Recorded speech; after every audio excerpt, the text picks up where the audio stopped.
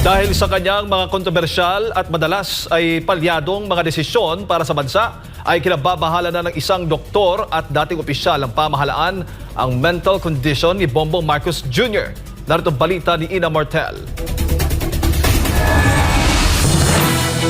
Hindi pa rin humuhupa ang pagkabahala ng publiko sa isyu ng paggamit at maaaring pagkalulong sa iligal na droga ni Pangulong Bongbong Marcos Jr. Matatanda ang dawit ang pangalan ng Pangulo nang mag-viral sa social media ang PIDEA Pre-Operation Report noong 2012 kung saan makikita ang kanyang pangalan. Itinanggi naman ito ng PIDEA at sinabing hindi totoo ang nasabing dokumento.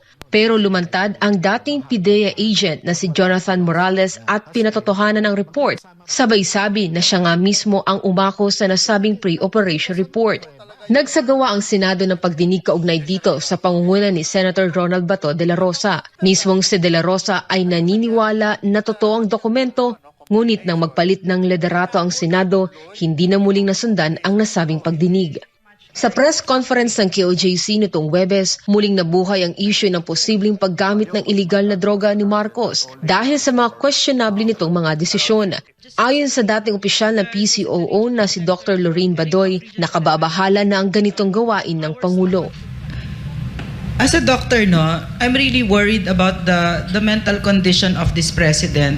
Kasi just recently, well, actually, even as soon as he started, one after the other, the kind of decision-making skills that he has, it really is compatible with what we've heard, and he hasn't responded to the point where tayo ay masasatisfied tayo about his substance abuse disorder.